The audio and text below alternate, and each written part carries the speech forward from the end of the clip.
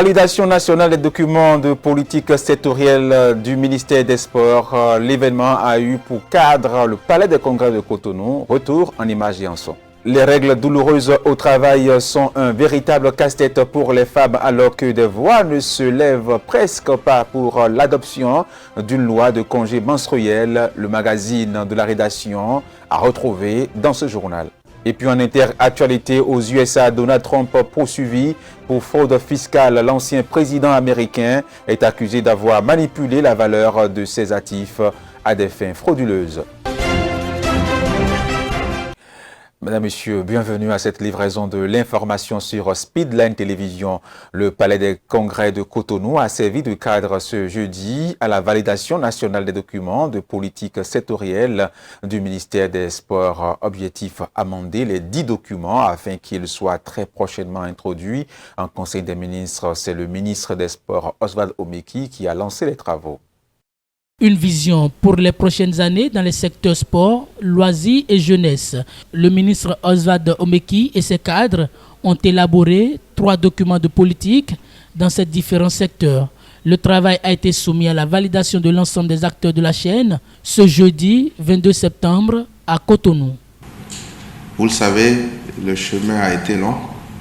Nous avons décidé, au-delà du programme d'action du gouvernement qui est en cours de réalisation dans notre pays, de graver dans le marbre notre ligne directrice en matière de sport, de jeunesse et de loisirs. Nous avons décidé de doter notre pays de documents politiques qui, au-delà des différents programmes d'action, devraient désormais être notre boussole. Notre boussole à nous qui sommes à l'œuvre aujourd'hui et, nous l'espérons, la boussole de ceux qui nous succéderont afin que l'action engagée aujourd'hui puisse se poursuivre et que nous puissions, au bout de quelques années, tirer les fruits de tout l'investissement, de tout l'engagement que nous sommes en train de mettre en œuvre. Je remercie très particulièrement tous les membres du comité qui a travaillé à la mise en place de ces différents documents. Les cabinets qui ont été recrutés, les cadres du ministère qui ont été mobilisés parallèlement au travail non moins difficile qu'ils ont au niveau du ministère, les différents acteurs, les membres des cellules de suivi de la présidence de la République, les partenaires techniques et financiers, nos différents experts, je veux vous remercier au nom du Bénin d'aujourd'hui et de demain.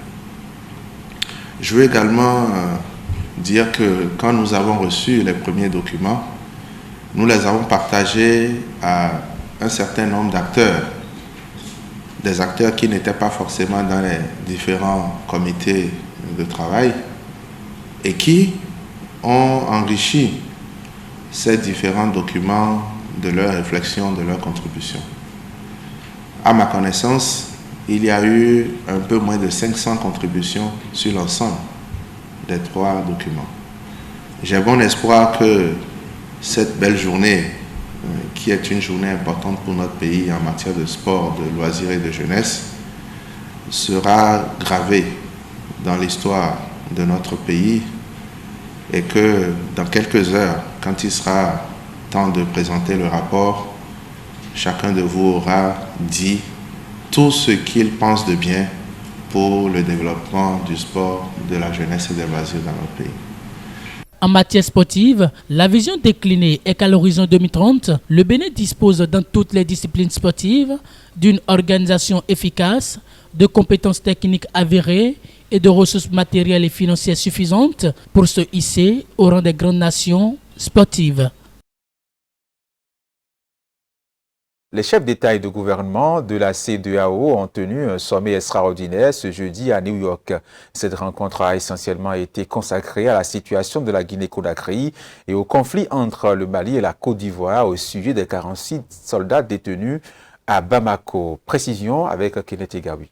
Les dirigeants de la CEDEAO ont profité de leur rassemblement à l'Assemblée générale des Nations unies pour tenir une nouvelle réunion extraordinaire. Principale résolution issue de ce sommet à huis clos, c'est la prise de sanctions contre les militaires au pouvoir en Guinée. Ces sanctions seront progressives et toucheront des individus de la junte guinéenne. Très rapidement, le président en exercice de la CEDEAO et le président de la commission de la CEDEAO vont établir une liste des personnes à sanctionner et de manière graduelle appliquer ces sanctions après un document résumant cette réunion des dirigeants ouest-africains. Pour l'heure, pas de précision sur la forme que pourraient prendre ces sanctions de la CEDEAO pour forcer la main aux militaires qui résistent encore à transmettre le pouvoir aux civils. Ce sommet extraordinaire délocalisé de la CEDEAO n'a pas occulté la question des 46 soldats ivoiriens arrêtés et détenus au Mali depuis le 10 juillet. Ces derniers seraient venus participer à la sécurité du contingent allemand des casques bleus au Mali, mais la junte malienne dit les considérer comme des mercenaires venus attenter à la sûreté de l'État. Mais cela est mal vu par les dirigeants des pays membres de l'organisation sous-régionale. Nous condamnons l'arrestation des militaires ivoiriens et mardi prochain, la CEDEAO dépêchera au Mali les présidents du Ghana, du Togo et du Sénégal pour obtenir leur libération, a déclaré le président de la commission de la CEDEAO, Omar Aliou Touré. Et tout comme d'autres acteurs du système éducatif béninois, ceux du département du Mono ont aussi repris le chemin des classes ce lundi 19 septembre 2022. De la maternelle en passant par le primaire et le secondaire, enseignants et enseignés de cette région du sud-ouest du Bénin ont repris les classes dans une ambiance conviviale. Et comme il est de coutume, les apprenants n'ont pas renoué avec les activités pédagogiques sans l'appui de leurs géniteurs. Cette année, en dépit de la morosité économique, ceux-ci ont tenu à accomplir leur devoir.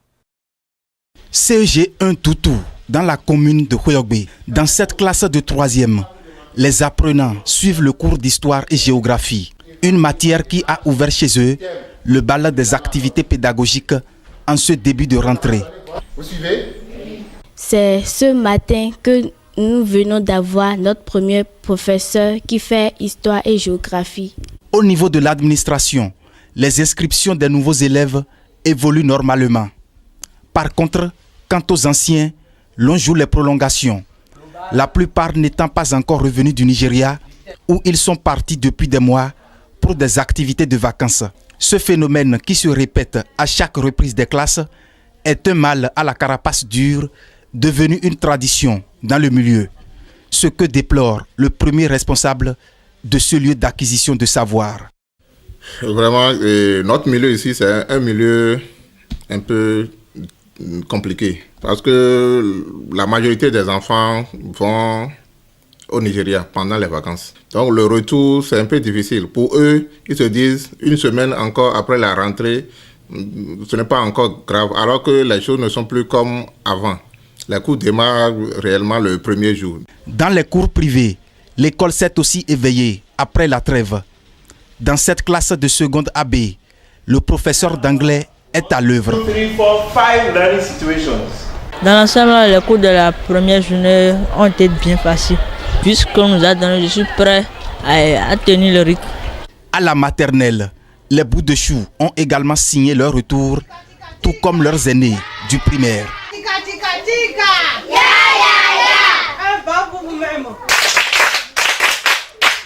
C'est maintenant qu'ils ont repris. Donc le réflexe de l'écolier, ils l'ont perdu un peu, mais les maîtres sont au travail, ils sont en train de faire les efforts et de manière globale, ça peut aller. Nous avons commencé l'évaluation diagnostique, c'est ce que le gouvernement a dit. C'est pour voir le niveau des enfants dans chaque classe, mais CI n'est pas dedans. J'ai démarré cette rentrée des classes. Je n'ai pas peur du CM2. Ça se déroule bien. On attend aussi les derniers inscrits dans toutes les autres classes. Et là, on aura un effectif qui est digne de son nom. La rentrée scolaire 2022-2023 n'a pas été effective sans la volonté et l'engagement des géniteurs. On a constaté sur le marché d'abord la montée des prix au niveau des fournitures scolaires. Mais on n'a pas le choix. Et on a tout fait, on a mis les bouchées doubles pour pouvoir joindre les deux bouts. On a essayé de les préparer à petit feu et aujourd'hui ils ont démarré. Ils sont allés à l'école, on est allé les chercher. Donc je pense que c'est le départ. L'intérêt de ces enfants prime sur mon propre intérêt. Donc je dois aider chaque enfant pour que demain soit meilleur pour le peuple béninois. Le préfet est venu faire le constat de la rentrée. Il a même donné des conseils, encouragé les gens, et puis passer de classe en classe, même faire le constat des choses qui nous manquent, et puis il a fait pas mal de choses.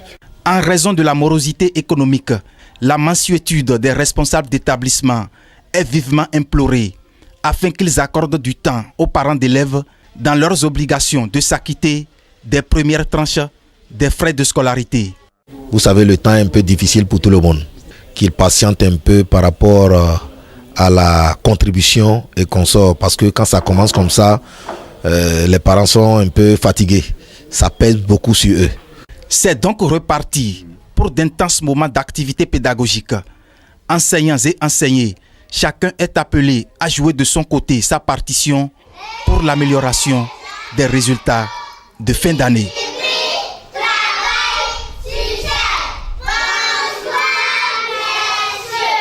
Le délai de l'affichage de la liste électorale informatisée provisoire est prolongé du 1er au 15 octobre prochain. Il y a possibilité de consulter à nouveau la liste LEIP et de signaler les éventuelles erreurs pour les législatives transparentes et pacifiques.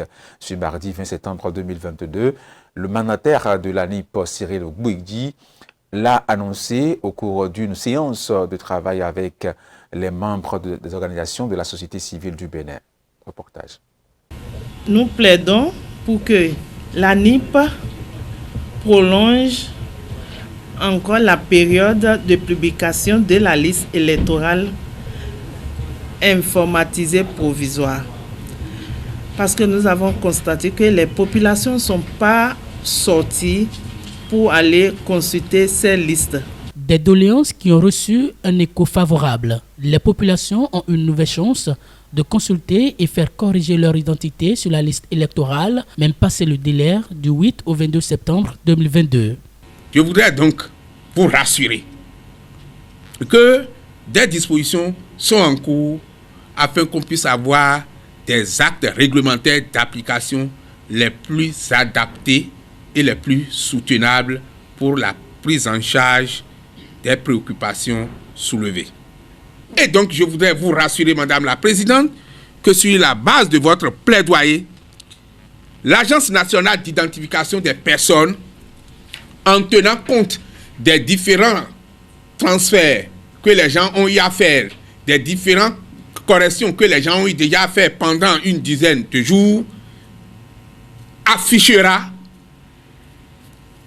une nouvelle édition de la liste dans la période du samedi 1er octobre au samedi 15 octobre, pendant 10 jours. Une version à jour de la liste électorale informatisée provisoire. D'autres sujets étaient également au cœur des échanges. Des doléances dans les secteurs de l'éducation, hygiène et santé ont été énumérées. Le gestionnaire mandataire de la NIP a répondu au nom du gouvernement. Et les préoccupations soulevées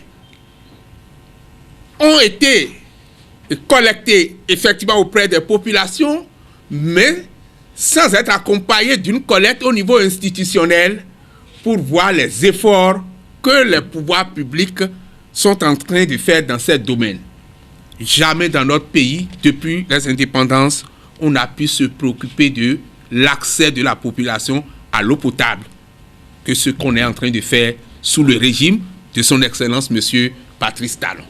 Sur la question de l'accès à la santé, depuis les indépendances, jamais dans notre pays, on n'a pu se préoccuper de la qualité des soins de santé, de la réforme du système de santé, dans l'objectif d'assurer la protection de la santé des personnes. C'est aussi l'occasion pour Cyril Bouyguedi de lever l'inquiétude sur l'accès à la liste aux personnes vivant avec un handicap. Pour lui, la promotion des personnes vivant avec un handicap est un fait au vu de la loi et relative en réponse à une obligation universelle des droits de l'homme. Je vous l'annonçais dans les titres. À l'unanimité, les lois sont votées pour la protection de la femme et son émancipation dans la société. Mais la loi sur des congés de menstruation est loin d'être acceptée de tous, alors que le fait préoccupe davantage les femmes. Suivez. Le sujet peut bien paraître anodin, mais la menstruation douloureuse au travail reste un casse-tête pour les femmes. Tension, malaise, douleur atroce, obligation du résultat. Elles doivent travailler comme les autres jours alors que leur organisme repond à peine. Ça fait très mal, ça fait très mal. Le moment de menstru, c'est un moment que les femmes traversent là. C'est très compliqué. Des maux de ventre, douleur par-ci, par-là, vraiment c'est compliqué. Il y a certaines femmes qui se plaignent par rapport à des règles douloureuses, n'arrivent même pas à dormir, maux de bas-ventre. J'en ai entendu des copines à moi qui se plaignent des règles douloureuses. Il y en a, elles ne peuvent pas se lever quand c'est des règles douloureuses. Elles doivent prendre des médicaments et être alitées pendant des jours, bien des heures. Douleur en rouga, douleur en rouga.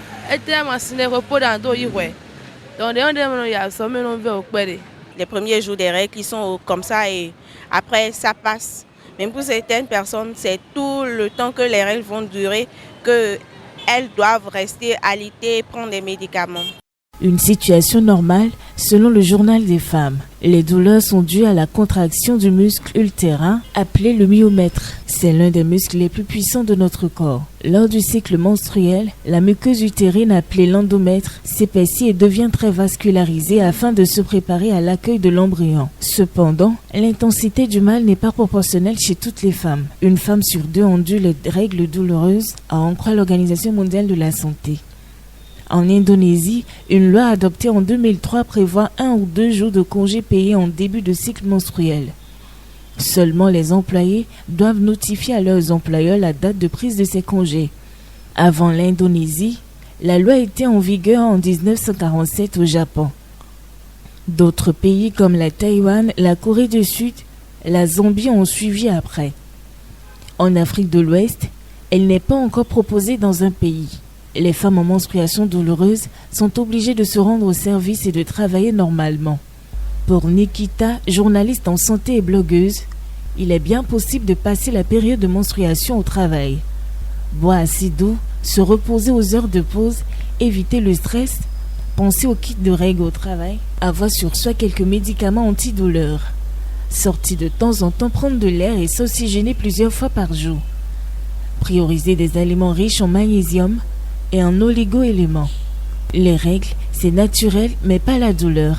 Il faut savoir compatir. Hors du Bénin à présent, au Burkina Faso, après 3 jours de procès, le verdict dans l'affaire Dabo Boukari a été livré tard dans la nuit du 22 septembre 2022. Le général Gilbert Diendéré et le lieutenant-colonel Bamba Mamadou sont reconnus coupables des faits de complicité d'arrestation illégale, de séquestration aggravée.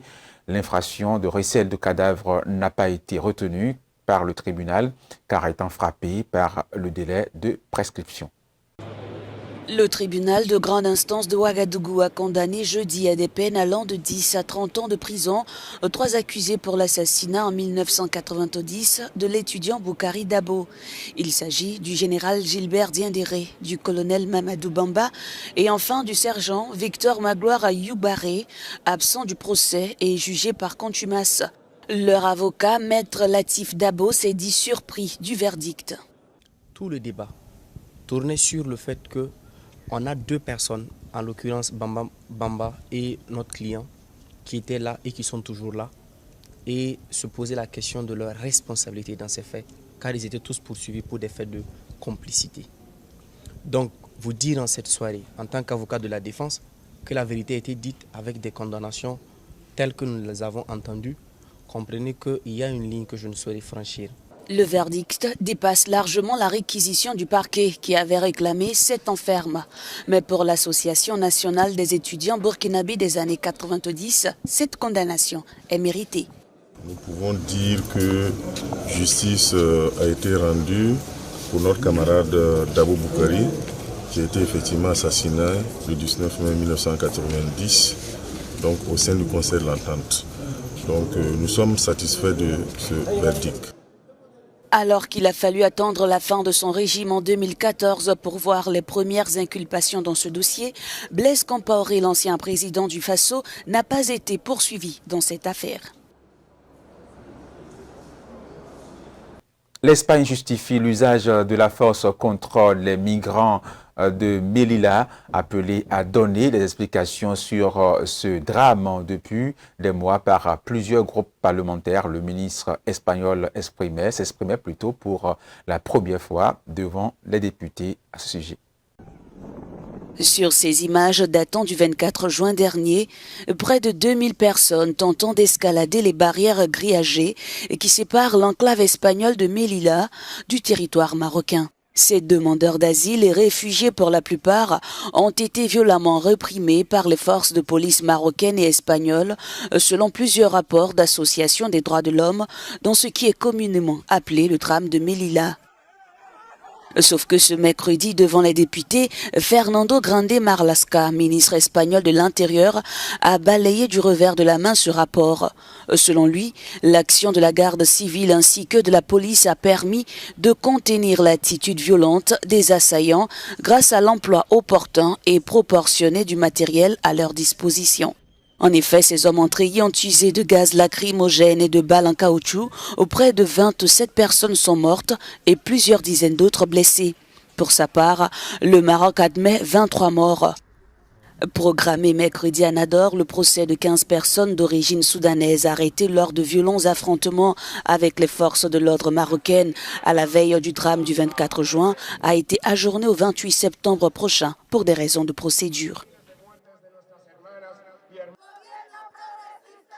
Le président de la République démocratique du Congo, Félix Tshisekedi, a accusé ce mardi le Rwanda d'agression directe. L'affirmation a été faite lors de son discours aux Nations Unies. Reportage. Le président de la République démocratique du Congo, Félix Tshisekedi, a accusé le Rwanda d'agression directe.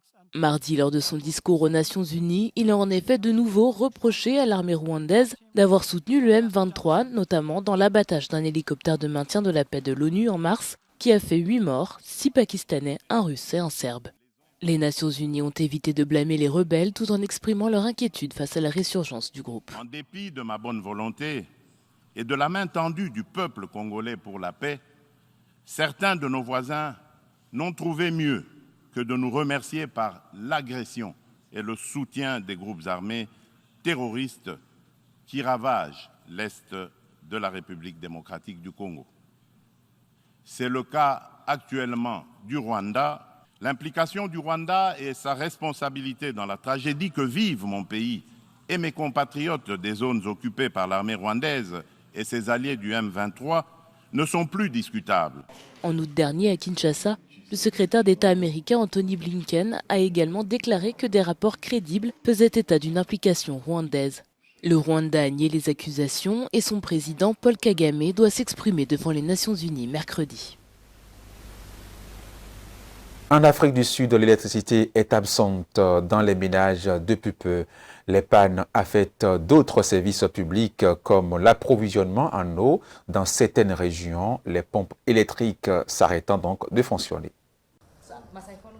À Soweto, comme partout en Afrique du Sud, les coupures d'électricité ont forcé les habitants à revoir leurs priorités. Dans la famille Mfoussi, par exemple, la vie est devenue une véritable course contre la montre. Avant la tombée de la nuit, il faut arriver à enchaîner les tâches primordiales, comme aider les enfants à faire leurs devoirs. Une situation qui n'est pas sans conséquences sur l'équilibre de ce foyer. Avant, nous rentrions de l'école, nous avons le temps de travailler. Ensuite, rattraper le temps perdu en famille, préparer le dîner, faire les devoirs. Mais maintenant, il faut tout précipiter. Ce qui est prioritaire, ce sont les devoirs et s'assurer que tout le monde mange à l'heure avant la nuit. Donc, nous essayons au moins de nous assurer qu'avant le délestage, tout est fait. Pour s'en sortir, le couple a acheté un groupe électrogène qui consomme énormément de carburant en raison des longues heures de coupure. Selon le calendrier d'Escom, les privations vont jusqu'à 8 heures par jour. Ne pas avoir d'électricité entre 4 voire 6 heures par jour, c'est extrêmement coûteux. Parce que le générateur aussi, ce n'est pas très efficace pour nous. En termes de finances, c'est extrêmement coûteux. Parce que vous achetez de l'essence pour le générateur, vous en achetez pour la voiture, parce que vous devez transporter les enfants, donc nous, on ne peut pas se le permettre. Ces coupures d'électricité ont joué un rôle crucial dans la contraction de l'économie de 0,7% au deuxième trimestre de 2022. Escom traite ses consommateurs comme s'ils étaient ses ennemis.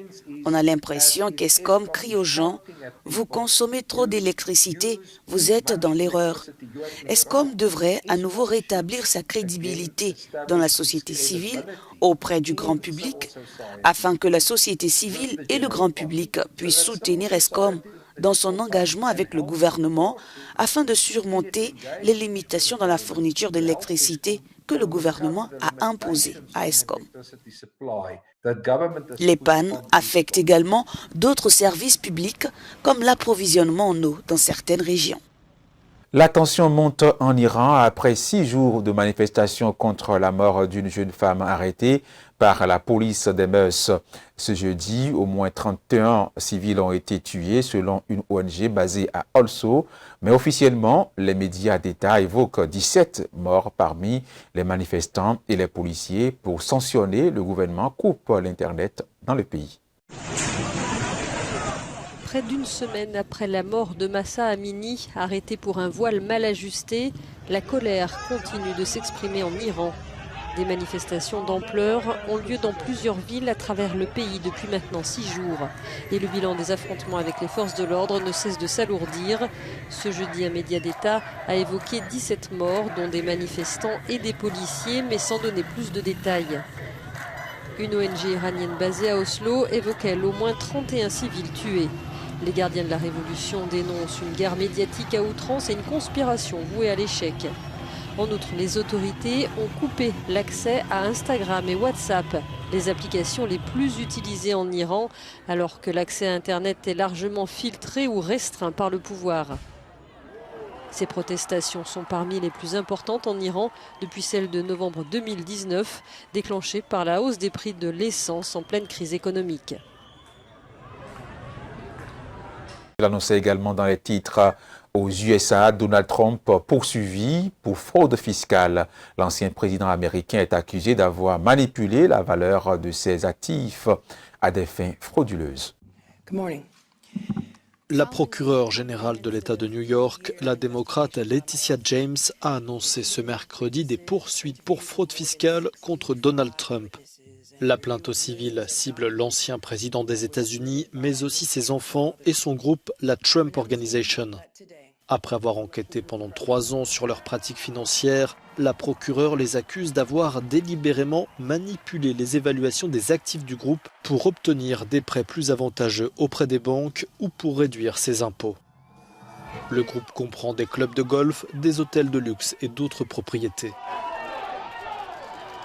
La justice réclame 250 millions de dollars de dommages-intérêts au nom de l'État, ainsi que des interdictions de diriger des sociétés pour l'ex-président et ses proches.